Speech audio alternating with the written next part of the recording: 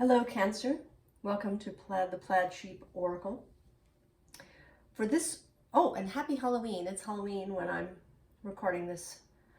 I think of Samhain as a whole time period, right, from new moon to full moon. And this includes astronomical Samhain, when the sun is at 15 degrees of Taurus, right, the midpoint between the equinox and the solstice. But Halloween is Halloween. So I hope you have a very happy Halloween with lots and lots of treats and maybe some fun tricks. For this round of readings, I have been pulling a card from the Mystical Shaman Oracle. And your card is the hummingbird. And this is a very interesting card to me because on the one hand there's this wonderful sort of feeling of a lightness, you know, the hummingbird who moves so fast and can fly both forward and backwards and spends just a lot of time in the air. And at the same time there's this feeling that this is a sculpture,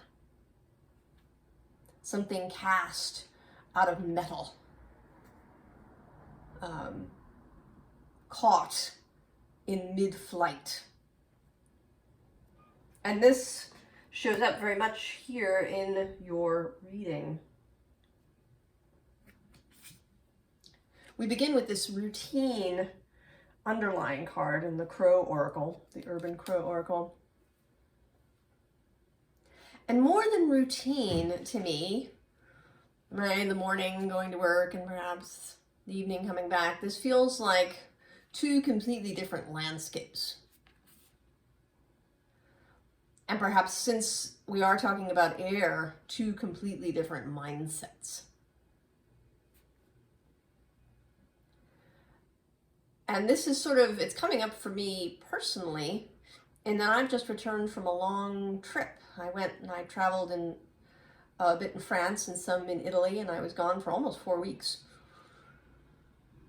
And I've discovered that while I was there, I entered a different time space. And now I am wanting to see how I can, in some ways, step back into it, because it had some really positive attributes. And so part of that too, in a different way, right, is a breaking up of routine.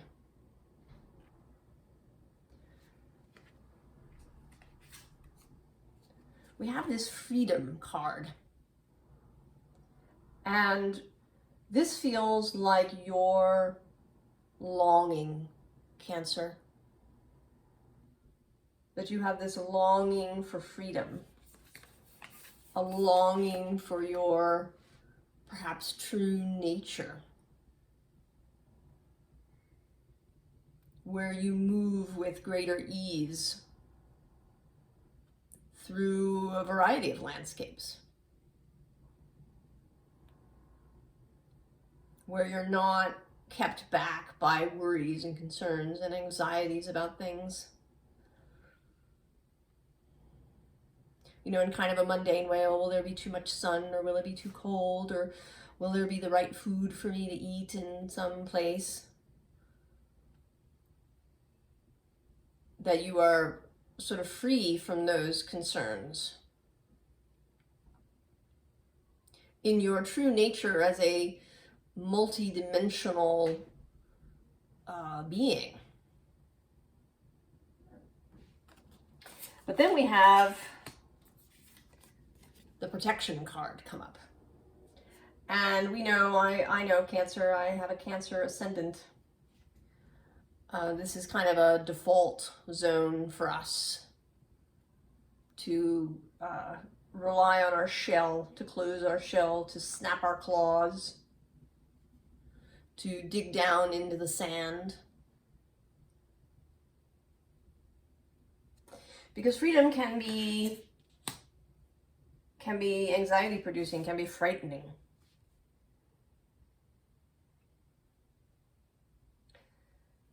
And this message kind of repeats here. There's this Five of Pentacles, a very sad Five of Pentacles. A rose who is, who never sort of got to its full bloom, right? It seems to have died still only partly open. Perhaps through lack of nourishment. Lack of spiritual or emotional or perhaps even real nourishment, physical nourishment.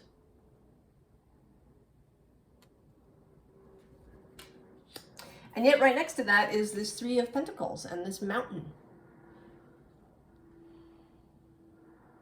This understanding that we all have this deep foundation as human beings.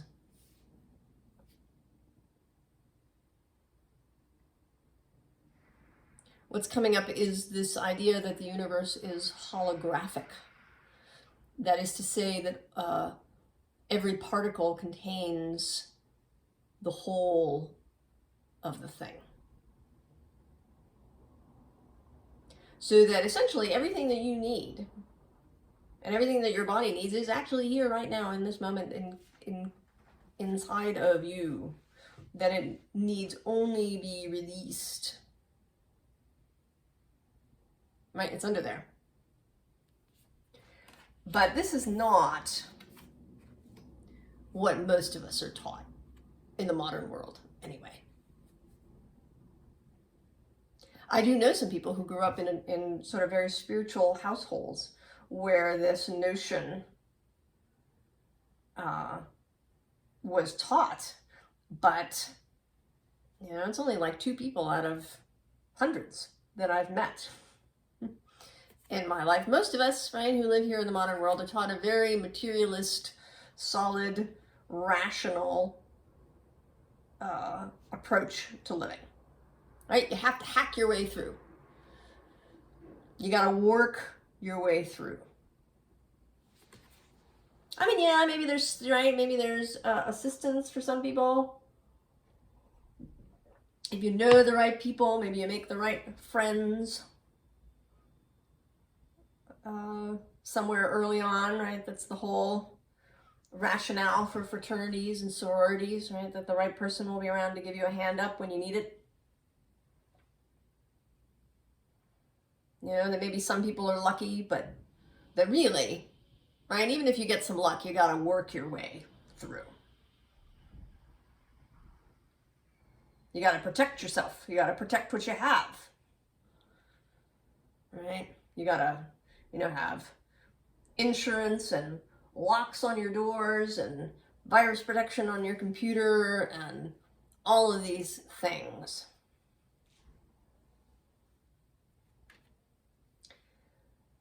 But the underlying card here says something different. It is the Ace of Cups.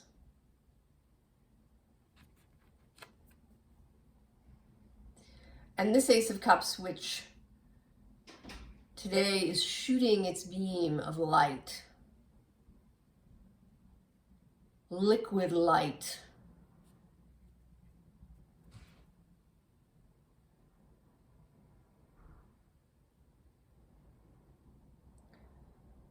there is something deeply tender,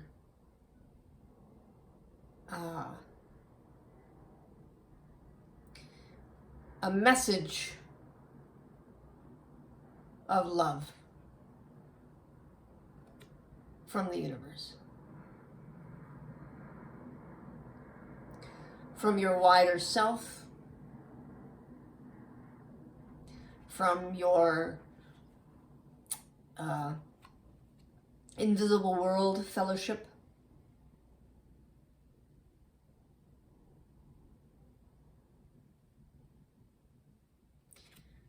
The message that you are loved. And there's this Seven of Pentacles underneath that. But, you know, which sometimes can be, waiting for the result. But today it just seems like a shooting star, right, that's just rising.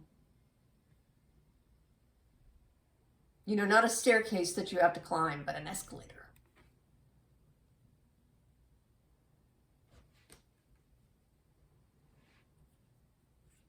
And underneath that, the Emperor.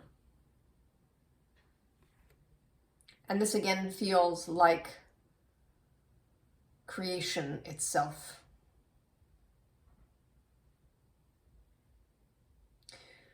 Wanting to draw your attention to the magnificence of it, to the power of it.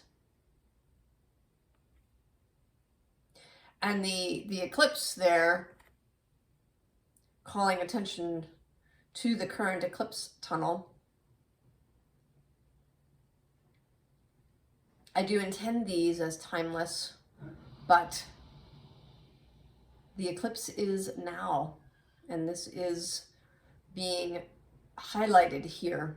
This Taurus-Scorpio eclipse, which for me, Taurus and Scorpio, among other things, are about bringing ideas into being. Right? Taking that scorpionic deep thought and bringing it into the Taurus physical world. And not necessarily through hard work. I mean, maybe. You know, I know someone who's a Capricorn, and she really enjoys the work. Right? She doesn't really, she finds herself unsatisfied with something that comes easily, right? It's a bit like having a meal of only cotton candy for her. Leaves are just feeling kind of eh. So the challenge or the labor may be really satisfying to you. But I want to say that maybe it's not. Maybe what would feel really satisfying is to have something just show up.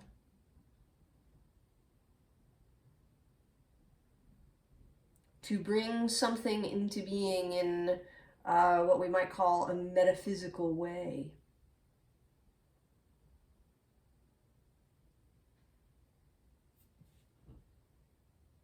That this kind of effort, if we want to say, right, the mental discipline to hold a vision, an idea, the willingness to live in joy, because that can be a hard choice, Cancer. Right? It can feel risky. And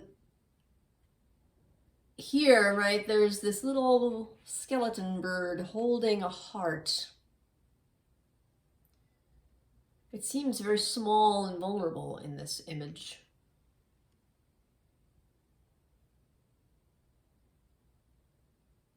That, you know, in these two figures reaching out for each other, that I think are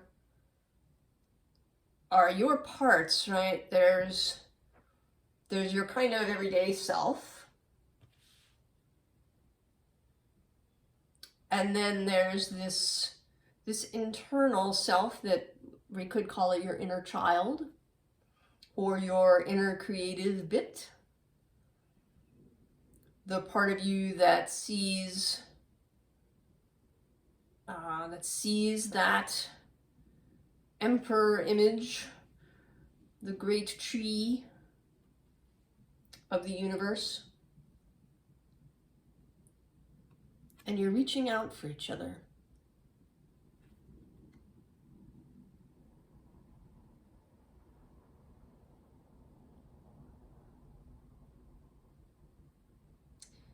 It feels very tender and emotional. I'm a little teary here.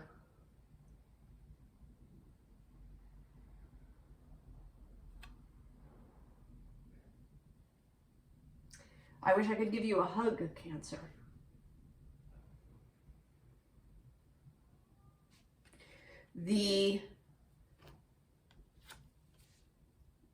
Because you are lingering on the outside.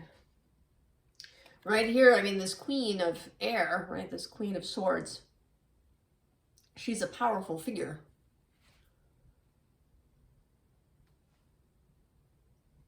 And I feel here that you are being very vigilant for yourself.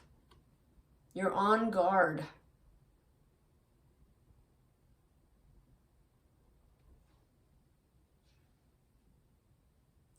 And these, right, fear doesn't just live in what we think of as the daily normal world, right? I mean, there is that, right? There's newspapers and news and all of Twitter. If you go to such places. But the holistic New Age spiritual sphere has all of its own fear-mongering too. Right? You gotta cut out the people that are toxic. You gotta, you know, slash back what doesn't serve you. You've gotta, you know, put up your spiritual protection because who knows who might try and break into your head. You gotta protect yourself.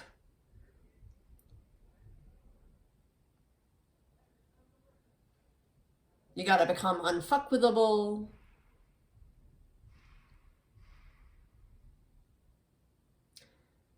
And it's all part of the same thing, isn't it? 1717 on the counter when I said that.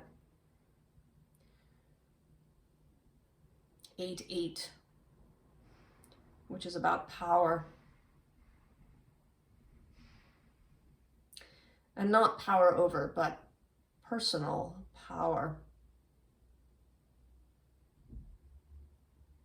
It's about personal power, Cancer.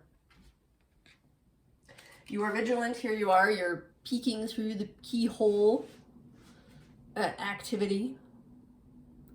Something really cool and interesting is going on in here, right? There's like spell work and things are happening, but you're just peering through the keyhole, right? You haven't opened the door. And then here, the Seven of Swords. You're kind of, right, you've got all your swords, you've got them around you, but you're sort of, right, you're looking a little tentative, right? Even though you've got all this protection, right, it's not enough. It's not enough. It's never enough.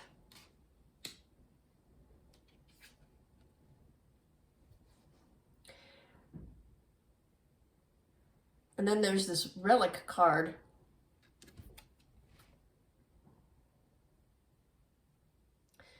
And I feel, right, that you are, I kind of feel like you don't know where to look. Right? There's this sort of stake that's lying here on the ground, and then there's this funky bird. And, right, there's these things, and you are sort of, I feel as if you keep turning this way and that, not knowing which way to turn.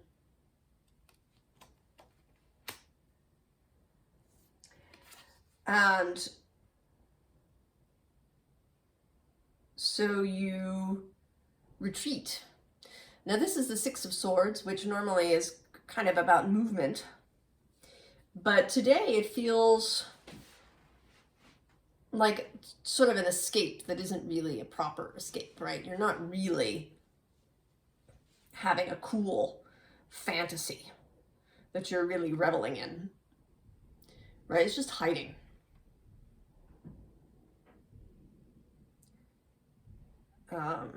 With these swords as a fence.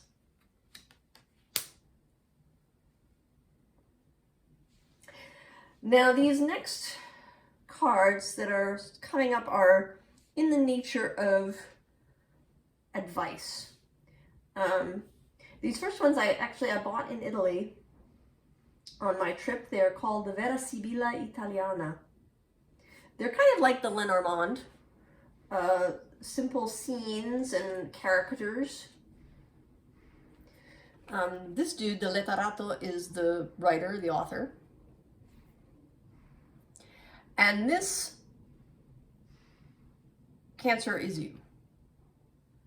You have this power, yeah, to write the story that you want.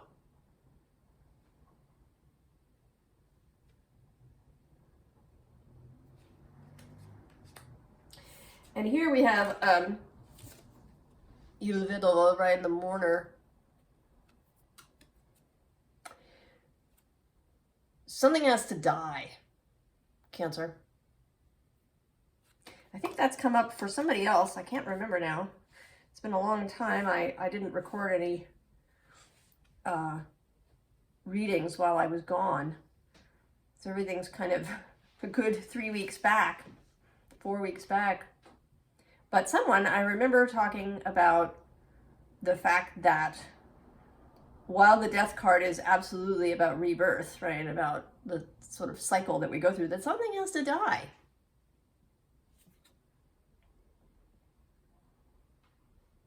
And it may be something that served us really well up until this point.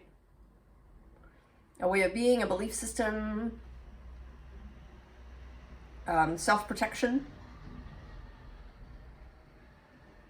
But we have to be willing to let it die. I mean, it may be this vigilant queen.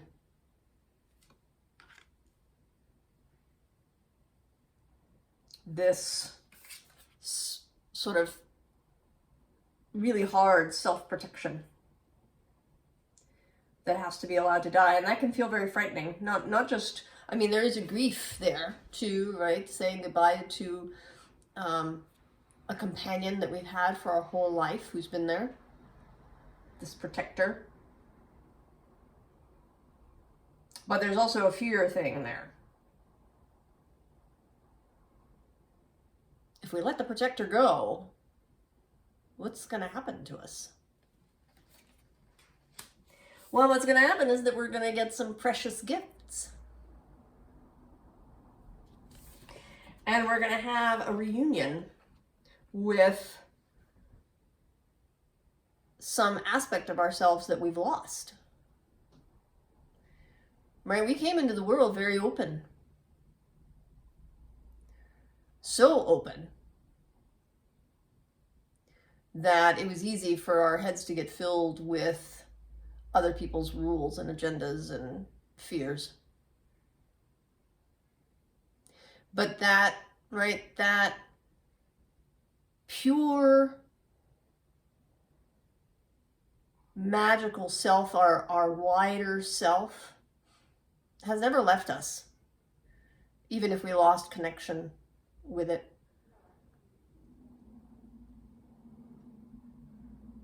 We can be reunited fully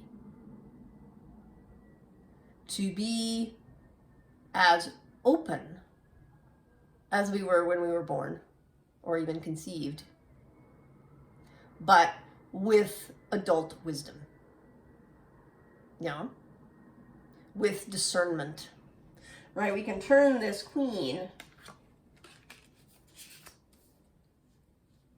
from a kind of hard, solid door, this gate, or, you know, this wall that nothing gets through, into, right, the Queen of Swords as she is as her best self. Wise and discerning. She doesn't need to cut anything out. She just, right, things that aren't for her, she simply doesn't go near. They're just, they don't even become part of the equation for her. She doesn't have to you know, get all fear-filled and start hacking away. If it's not for her, it's not for her. If it's not an experience that would be expansive and that would add to her life, she just, right, it won't be something she engages with. And here the underlying is this Three of Swords. And this, again, is spirit, your wider self, wanting to pull those swords out of you. And here it isn't just some heartbreak that you may have had in your life. These swords are all that mental programming about what the world is really like and what is needed to live. All of society's and your family's rules and beliefs. Your wider self is ready to just pull them out.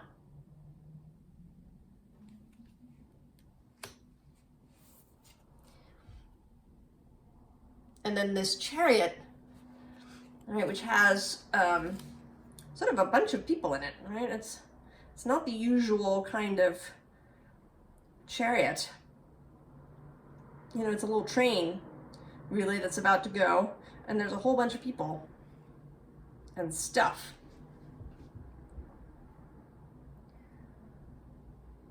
This is all of, right? This is all of spirit. Ready to go. Let's go. Ready to go with you wherever you want to go. The Chariot is classically, traditionally, Cancer's card in the tarot. So you appear here with your whole family in the invisible world.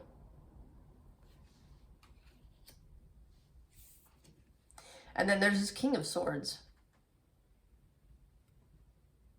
Right here, your wider self, who can be the, I don't want to say protector because that's not right, but who is the one who sees, the seer. Your wider self sees with perfect clarity.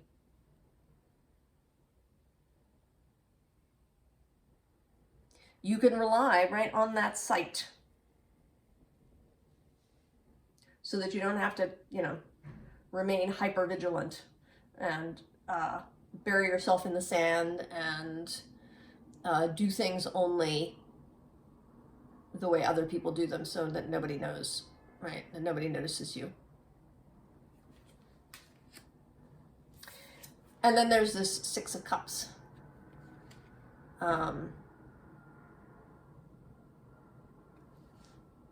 And it's a dance, you know? That child aspect of you in a dance with you. So the final two cards that came out are just a double confirmation. The card that I pulled is this snake, Ouroboros here. Earth energy in this deck. But this, for me, is a confirmation of this idea of the holographic universe. That everything that is required is here. That it's about focus. And more than that, it's about willingness to allow. Willingness to just allow, to drop the borders that we've erected that were so strong that they've even been keeping blessings out and joy out.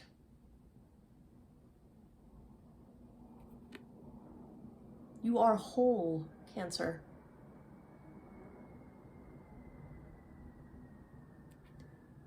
You can allow yourself joy, and love. You can, you know, I think that this freedom longing thing is about opening your heart, about going through the world in an undefended way without troops on the battlements. Believing in good, believing in love, believing in happiness. These are things that can be difficult for Cancer, right? We become cynical living in this world, I think. It seems dangerous, very dangerous, to believe in happiness and joy and love and a wonderful, joyful, and maybe even easy life.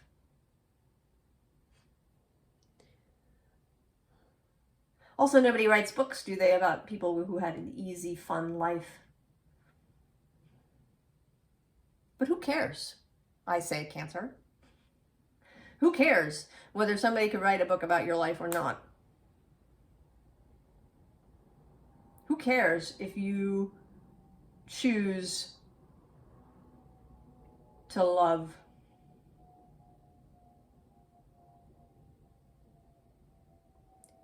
Who cares if you choose to see the world as beautiful, even if other people don't?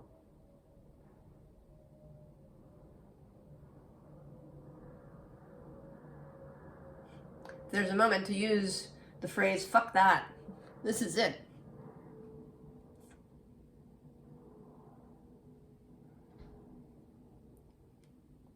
There is no need to accept other people's views. And the underlying card here is the Phoenix.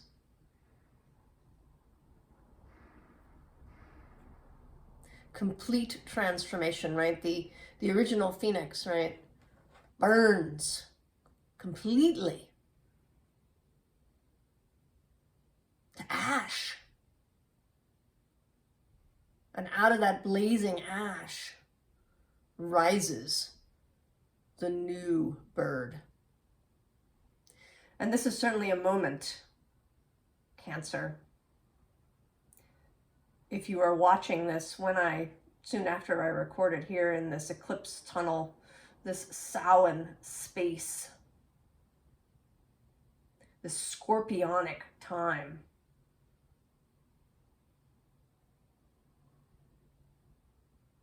from now until the end of November. This is a moment for this transformation to happen. For you to rise out of the ashes of the old, filled with love, and allowing everybody to see it. Knowing that this power is within you.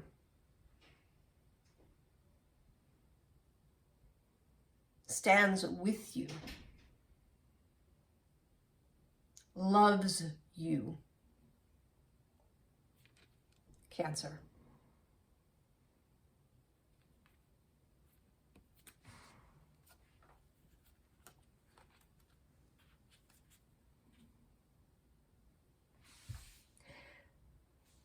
So whatever it is that you want to do and be, how you want to live your life, whether it is this feeling I have for you of moving through the world, loving others, seeing beauty everywhere, or whether there's something very specific that you want to do, that your particular freedom may be the freedom to start a business or have a child.